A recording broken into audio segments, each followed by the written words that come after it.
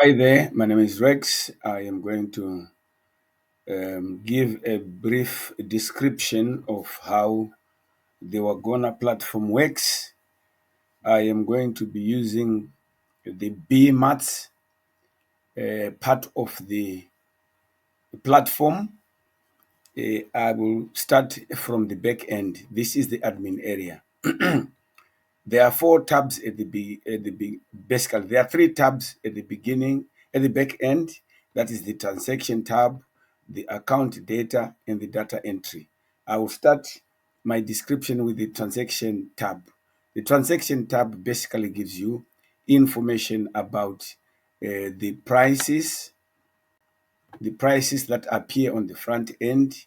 There are two types of customer bases that are on this platform. That is for schools or private individuals. So the prices here are also for those categories. These are set in British pounds. For individuals, a person will pay £10 per month, and you can adjust the price here if you want to change it. And also, if it's being paid annually, it will be £100. And then for the school subscription, these are the different price settings that are within the platform. Moving on to the next part, which is the payment transactions. This tab is supposed to contain information or logs of all the people who have paid onto this platform. For some reason, it has not kept a record. I don't know. I've never bought that because I use PayPal, so I get all my records from PayPal. But essentially, this can be wired. This can be programmed so that you can have sight of all the transactions that are going through the platform. And next, I'll move on to the data account data tab. The user accounts, these are the accounts of the people who have registered on the platform as individuals. They create their accounts. It tells you the date that they registered and whether their accounts are active or inactive. It also tells you their payment status, whether the person is fully subscribed or they are not, and if they belong to a particular school, it will be recorded here. The default setting for private students is the BMATS Academy. Like I've mentioned, it is under the BMATS domain for my platform. This can be the Wagona platform. So we put them in a school for administrative purposes. So these are all the accounts. I have a capability of deleting a user. If a user is no longer active on the platform, I can select that user and delete them, or I can delete a number of selected students that are no longer active. If, for example, I allow a student to trial the product for a period of time, I can update the payment status and just call it waived. Waived. That means the student can now access the content without having to pay for it. The system is linked to PayPal such that if a, a subscriber pays, then it says paid account here, and it opens, it should say complete here. Let me just go into this one. For example, this student, if I say update status, if they had paid, it will say complete. That means they've got full access to the content on the platform. If their payment runs out, then it puts it as complete and they have restricted access to the content. I will talk more about the restricted access when I start talking about the front end of the platform. So the data also, I have student accounts for those students that are registered on the platform but fall within the categories of schools. Their account details are in this section. I can also delete student accounts. but I cannot update their payment statuses because they are paid for by the school. They are paid for in bulk by the school. If I go to school accounts, these are all the schools that are registered on the platform: BMATS, George Spencer Academy, High Eagle Academy, Nyahondo School. These are all different schools and with different numbers of students. Also, schools, the same thing goes for schools. You can update payment status, you can delete a school, or you can delete a number of selected schools. I will now move on to the data entry tab. Now, the data entry, the platform is designed to be used, to be international, to be used in many different countries. And as you are aware, the different countries have different syllabuses or syllabi, plural for syllabi, syllabi. So you can select this particular, if I select United Kingdom, that's the United Kingdom, I can edit the syllabuses that are linked to this country. So if I click edit syllabus, it shows me that under United Kingdom, you can access Cambridge, both core and extended, and also the GCSE 9 to 1 foundation and higher. You cannot access the other syllabuses like ZimTech. ZimSec is not available in the United Kingdom, so it will not be ticked. If I want to add an extra syllabus, you just tick it like that. It becomes accessible. That means a student that registers in the United Kingdom or with a school that is in the United Kingdom will only access these 4 syllabi. Right. After that, if I click on the syllabus, it shows me all the different syllabuses that are available on the platform. I can edit them and I can add the new syllabuses as I wish. If I need to add a new syllabus, I just click on this tab. I will give it a title and a status, whether it is active or inactive, and whether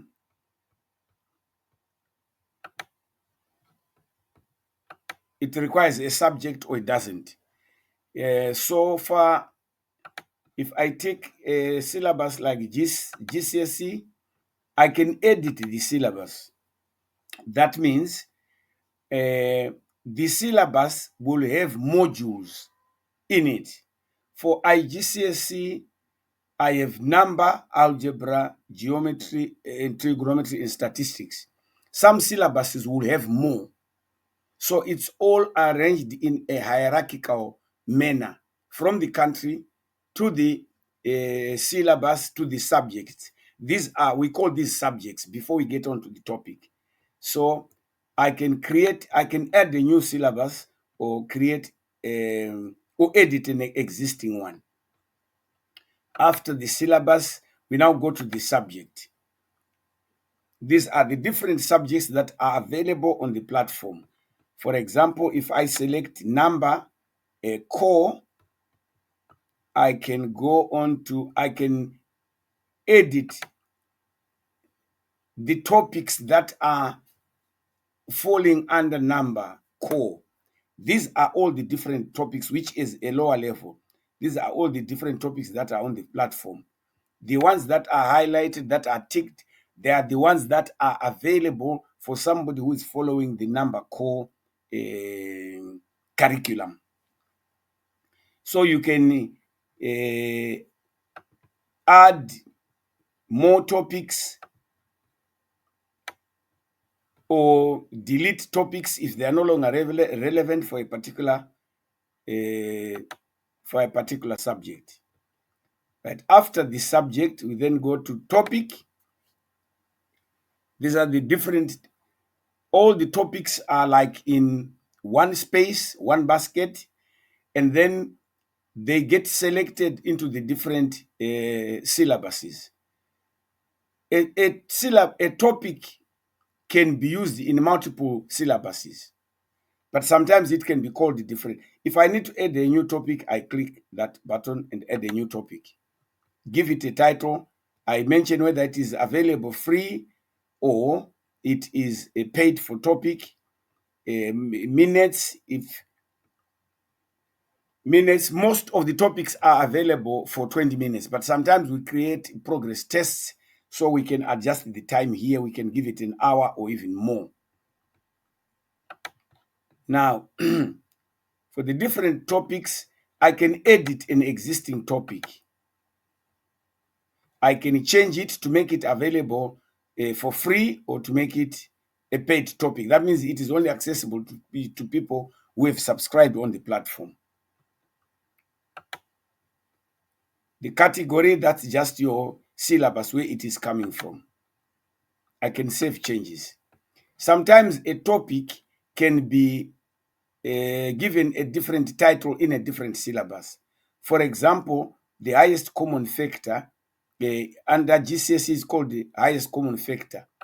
But in other syllabuses, it could be, for example, in, let's say, in ZIMSEC. That's not the case, but this is just an example. In ZIMSEC, it could be called something else. It could be called a greatest common multiple. So I would write here greatest common multiple. And if I save this, that means a student that is accessing this material from ZIMSEC, they will view it as greatest common multiple rather than highest common factor. It just gives us the flexibility of using the same material in many different syllabuses, but skipping to the how it is named in those syllabuses. Now, we also have a capability of creating progress tests, and this is the test template button. I can create a test by adding questions. Most of the tests that I've done on the platform can be between 30 and 40 questions. So I add the questions here. If I say create a new template, I can give it a name. Higher foundation test number 1. Topic, number of questions. I put question number and I put all the questions and how many marks each question is carrying. I also indicate the curriculum area. I will show you a sample test from the front end and the report that it produces. But this is where we make the test. If I want to prepare a progress test for my students, I do it from the back end. So having created the template, I will then add the topics.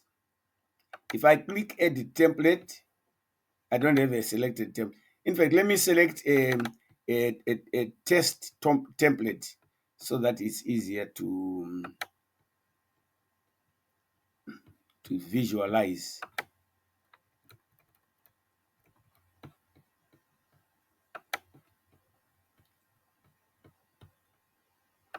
Yes, I think I should have one in number.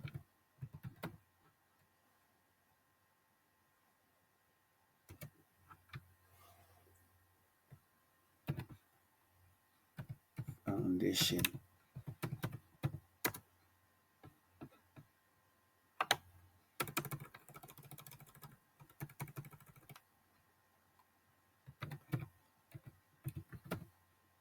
I've created a number of tests and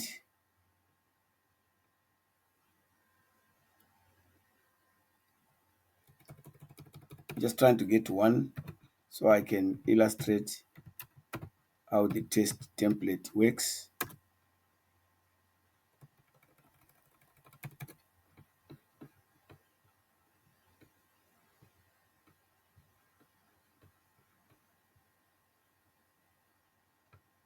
And let's access it from the question side.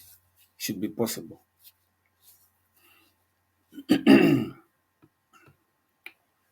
Right. The lowest level is the level where we create questions or a bank of questions. In the foundation, if I go under in foundation, let me go under number. I want to keep to stick with foundation.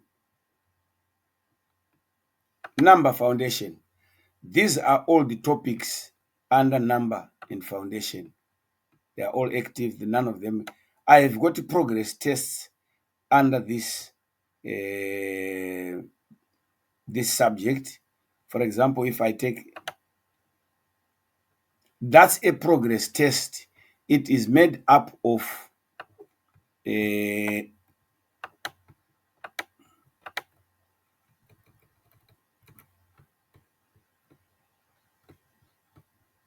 different questions. I can put more than one question. This one is subtracting whole numbers. I only put one question. I can put more the questions there if I really want it to be randomly generated questions. So I have a number of tests that I have uploaded here under number foundation. If I go back to topic now, I think I can pick up the templates.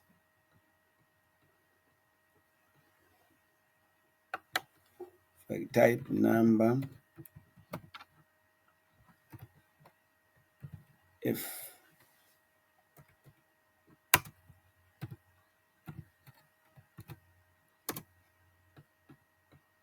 don't know, I'm not able to pick it up from the search button. But anyway, I will now go ahead and describe how to create questions.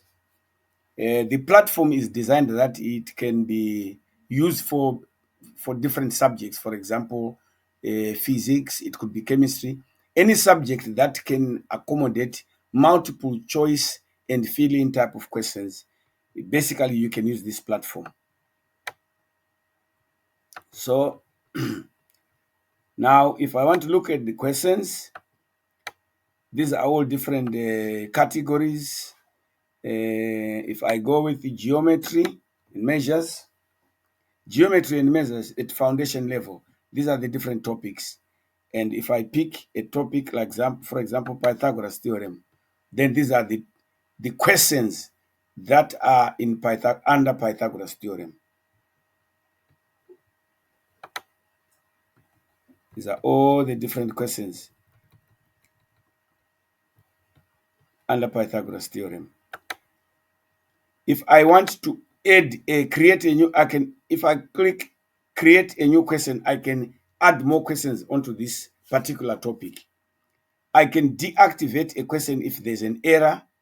I can deactivate a question if there's an error, or activate it if it was deactivated and I fixed it. I can edit a question. If I click edit, I've selected this question and I click edit. It shows me, I can get onto this page. This is the question. This is the question, what it says. Calculate the length of the hypotenuse of the triangle shown below. I can attach an image. There's already an image which is attached to this question. That's where we do it. I can remove an image or attach an image from the back end. And then this particular question is a fill-in type. This is where I create the answer.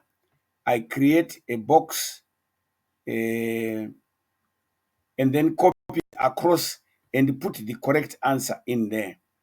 When we type, we don't put spaces because they are then recognized as characters. So, and then the explanation, there's a short explanation that explains how the question should be answered. The platform uses Wireless library. So if I want to type math formulas, I click on this button, and I can type in formulae. So this is the explanation that is available to the student once they've completed the test and they want to see how they should have answered the question, they can click on there. So much for this. That's about it really from the back end. We will now switch over and go to the front end.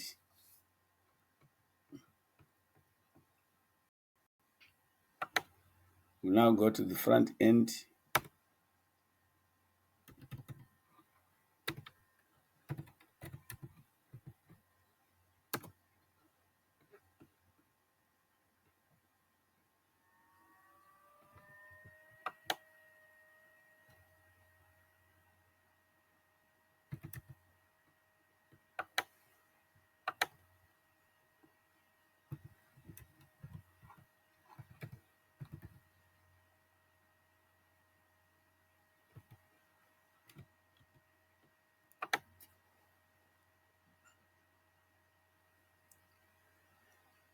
I have separate videos that explain how the student experience works, the parent experience, and also perhaps I should have started. Let me start from the, okay, I'll start from the student experience, but perhaps the most important one is the admin side of the group admin side of things. So this is a student account. This is a former student, of course. That's what it looks like from the front end. It shows me this is they make their payment, upgrade payment. If you click this, it shows you the subscription, the figures that we fixed in the back end, they are here. I have two payment methods, either PayPal or Pay Now Zimbabwe. But if you hit PayPal, you can pay using a credit card or debit card, whatever the case might be. But you have to select how much you're paying. Select that. If you say complete payment,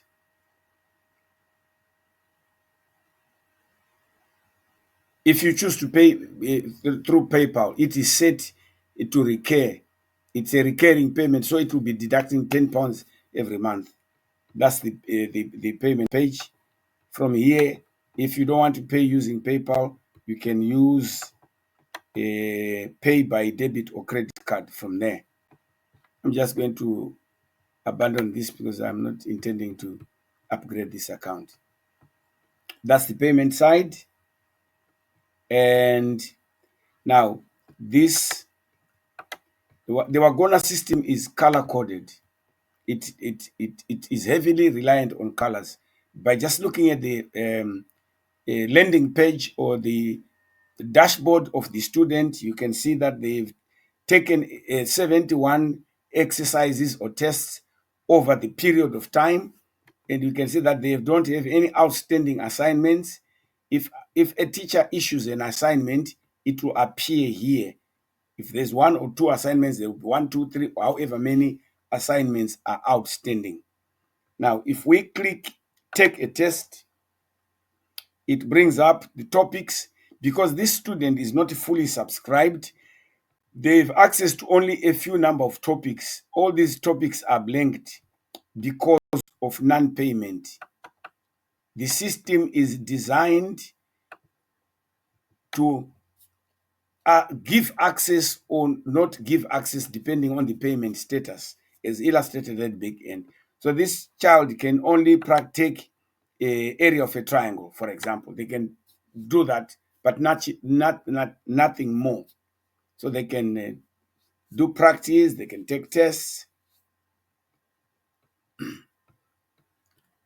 It has opened a different tab for that. So I'm just going to close it. From this same page, it is clear that the student is struggling with its circumference and area of circles, trigonometry, volume of prisms.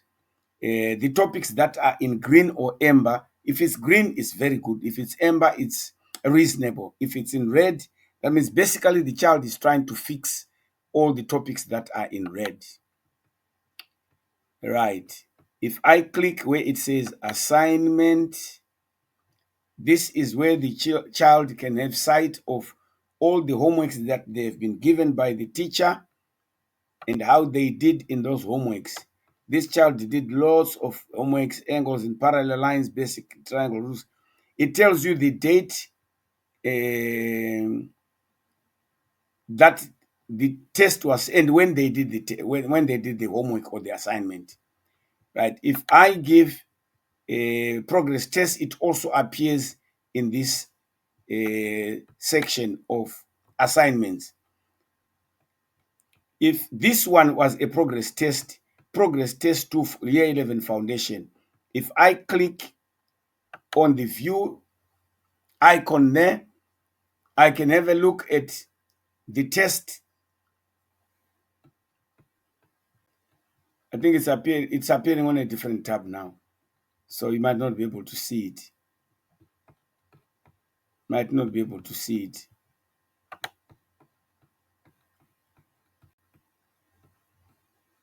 I'm not sure that it's going to be visible from a different tab. Okay, so much for the student experience. I'm now going to log out and conclude by demonstrating the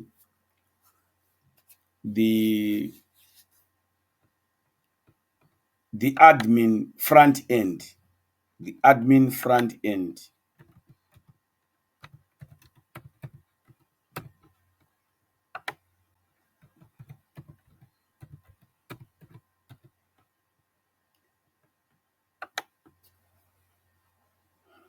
The super user, who is the admin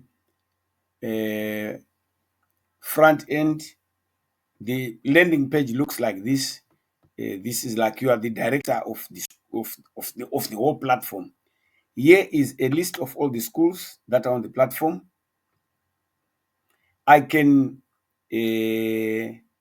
activate or deactivate or delete a school from here. I can register a school. If I click create a school, I can fill in the details of the school here, the login details. I can generate random passwords for the school and indicate the number of students that the school is registering. Select the syllabus. You have to select the country as well. This is where we select the country from the front end. If you select the United Kingdom, you now only have access to the syllabus that I've already explained. Then you select those syllabuses and save. That means you have created a school. You have registered a school. After that, after registering a school, you can then assign classes. These are all the classes that are available on the platform. Now, I can create a new class like this. I give it a name and select what school it belongs to and select a syllabus and save. After that, I go on to assign teachers to the different classes. This is the list of teachers that are on the platform. I can delete or edit details of a particular teacher, because a teacher has got classes assigned to them. I can change the classes that are assigned to a teacher, give them new classes. For some reason, it's taking long to load this. I don't think this one has classes. Go back to teacher. Right, I can create a new teacher as a new login details for a teacher, their name, their second name, the school, and the classes that if I click here, it gives me all the classes that are available. When the teacher logs in, they will then see, they will have access to these classes, to the data that belongs to these classes. If I go further, students, I now have classes which have teachers. I now need to introduce students into the class. I can register students individually by creating a student. I put their name, their details, select their school, their syllabus, and put them in a class. That means the teacher, when they log in from the front end, they can see the pupil data. But there's also a provision to to upload, to batch upload students. If you upload students, there's a template which you can download and put all, let's say 30, 40 students, so that you can upload them all straight away. You download the template and then you upload it here, having assigned the classes. It is a quick way of putting students into classes if you are dealing with large numbers. If instead of doing it one at a time, you can batch load a group of students straight into a class. And finally, this is the parent tab. The parents have access. Parents can have access to their children accounts. They are not able to make any changes or to take any tests, but just as observers or for monitoring purposes. For example, if I click on a parent, if I click on this parent, this particular parent has two children. So this particular parent, it's like I have logged in as a parent. This is what I will see if I log in as a parent. This is the landing page of the parent. They can see this one has got two children. The parent can see that my son has two assignments that are outstanding. If you click there, it will tell you what assignments they are, but they are not able to take it and do it for their child.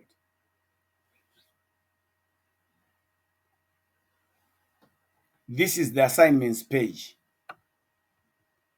And this child has not completed two assignments that were given in May 2023.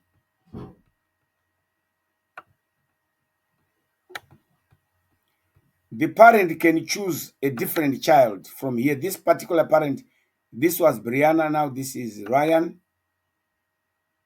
No, I think this was Ryan. Now let's go with Brianna.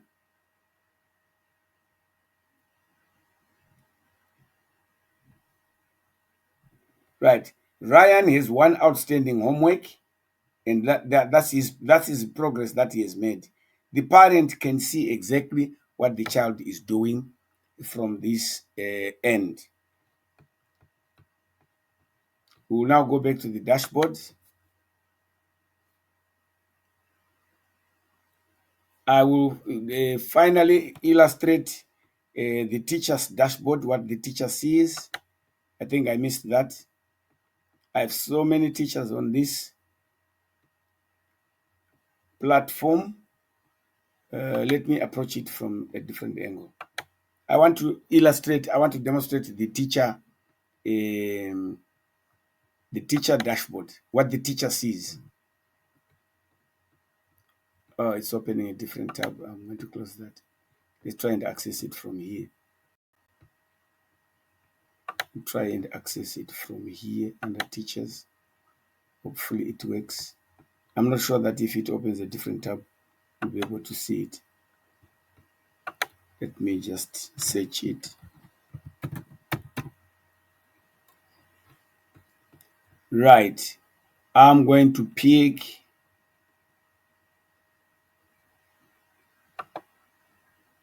it's opening a different tab. So it might require a different video. But I will share videos that demonstrate how the teacher platform works. I think that is just about it. Thank you for your attention.